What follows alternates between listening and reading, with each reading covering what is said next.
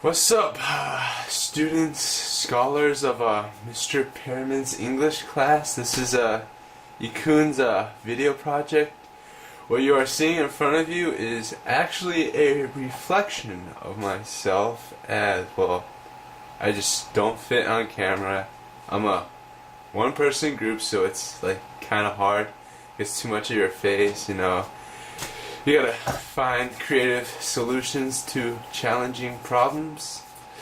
What you are about to witness is possibly an disaster of a project, as I have no means of video editing other than cutting out footage, and I have no clue how to move scenes around. So yeah, if you see me talking about war and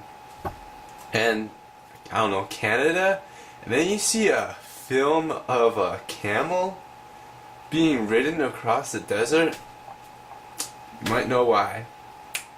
Alright.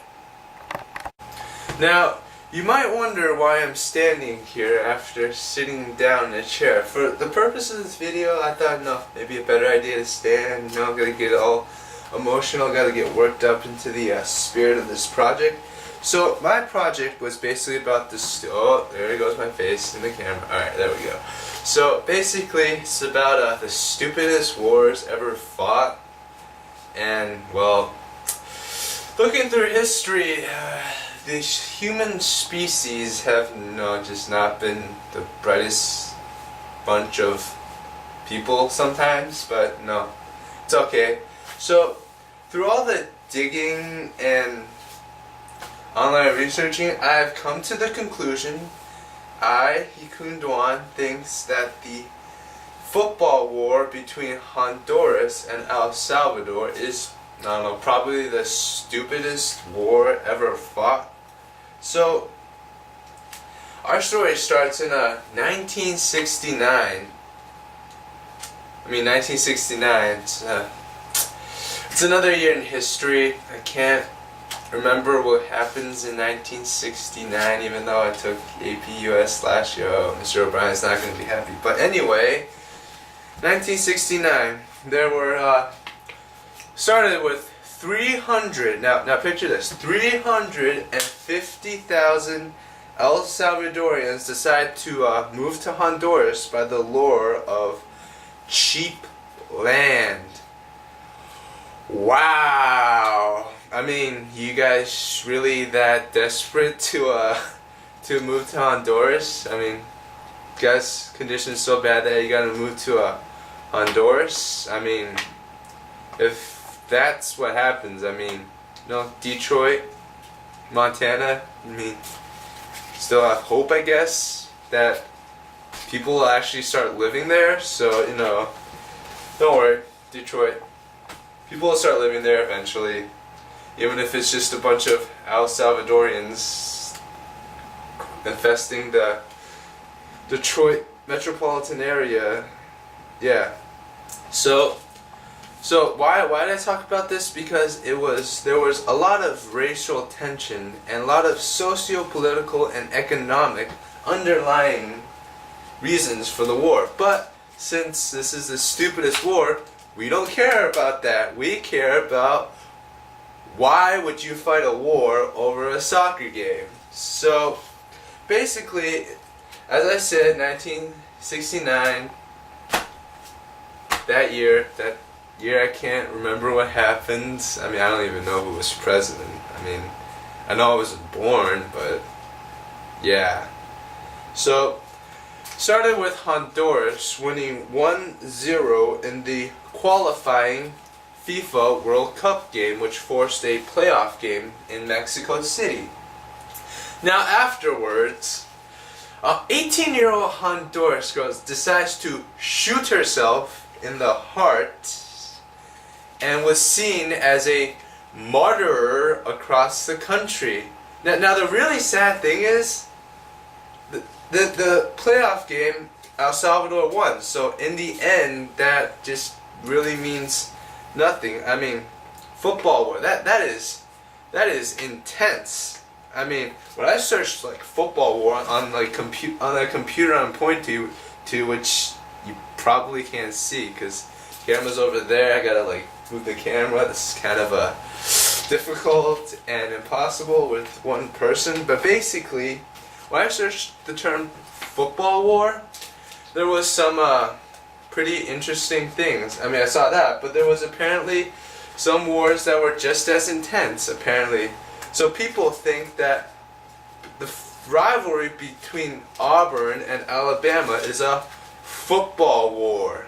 Now, I mean, that rivalry is pretty intense. I mean, there's a lot of intense battles, like Operation Poison the Auburn Oak Tree. Yeah, poisoning a tree. Very integral part of our battle strategy if you're gonna win. Or how about Operation Drape Alabama Fan's House with Toilet Paper? Yeah, I mean, just as intense as a girl shooting herself, and a war that resulted in, I don't know, like over 1,000 people dying, just, you know, I suppose. And, well, it's just not a very smart war. I mean, I'm looking at my notes here, as you can see. I mean, not a lot to say about that. I mean, after the 3-2 game where El Salvador won, El Salvador decides to declare war on Honduras because of lack of respect, even though you guys probably just, you know, won the game. I mean, El Salvadorians, you are not looking very good right now. I mean, you got the moving to the Honduras thing, you got the girl shooting herself, and you got the, you know, declaring war. I mean, yeah. No, but one thing I am sure about is I know El Salvador is gonna pump out the next Einstein. You can put that in the bank. Cha-ching. Alright, so our next stupid war, it's not really a war per se, but you know, there's still people fighting, is the kind of war over the African colonies in the 1900s. I mean, there's this notion of imperialism, sure, I get that and all that stuff, but I mean, this is the 1900s, this is post-slavery, so when you conquer Africa, you're not gonna get any slaves. This is pre-oil. I mean, back in these days, there's not much in Africa. There's no water, but Africa does have a lot of other things, though, like malaria. And then it also has lots and lots and lots of STIs. I mean, you got those little critters running down around the beach called crabs. I mean, you got those, and I mean, if I was, say, Great Britain, I question what I'm doing. I mean, what, you want your condom industry to be through the roof because your economy is really that bad? I mean, do you really want condoms as a main export? I mean, is your economy really that bad? Oh, dang Trojans, got lobbyists in Parliament. They're everywhere, man. I don't know.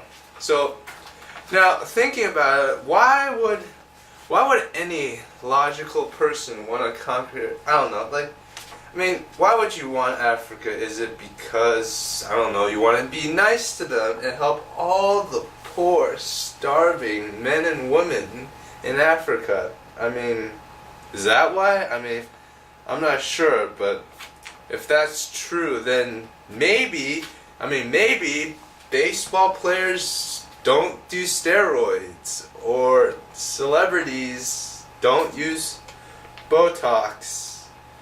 Yeah, get out of here. Yeah, right. Yeah, these notes I have here, they're not very helpful. I mean, this is not, my notes are awful. This is Get out of here. This is ugh. Okay, so our next war is, well, I've decided that we're gonna go back a little bit in history to the BCs, before Christ, before a lot of stuff, you know? This happened around 715 BC. This war, the name's not really important because it happened in 750 BC in Greece, somewhere. It's a country somewhere in Europe. Back then, Greece actually still existed, and yeah. So you got the Greeks fighting amongst themselves, and a very interesting observation by a great historian named Thucydides. This was in his book, and let me read this quote to you. The war between Challis and Etria, actually it doesn't matter, but was the one in which most cities belonging to the rest of the Greece were divided up into alliances with one side or the other. Well, yeah, really? I didn't know that. I mean, is that what happens in war? I mean, roses are red, violets are blue. Okay, I get that if you're confused if violets are blue, because I mean, if you think about it, wouldn't like violets be violet? Why would violets be blue? I mean, it's not a very creative idea. So basically, yeah, gotta scooch in there, and yeah. So not a very smart guy, Thucydides. Well, he was, but I've learned about this guy in history class. I mean, if this is what this guy is spitting out back in 750 BC, I am really concerned. Yeah. Now, one of my personal favorites of stupid wars throughout history of mankind is the 5th Syrian War. Now, I know you might be wondering, why are there 5 Syrian wars? I mean, why was there one? And the really sad thing is, after the 5th Syrian War, there was actually a 6th Syrian War. I mean, do we really need 6 of these?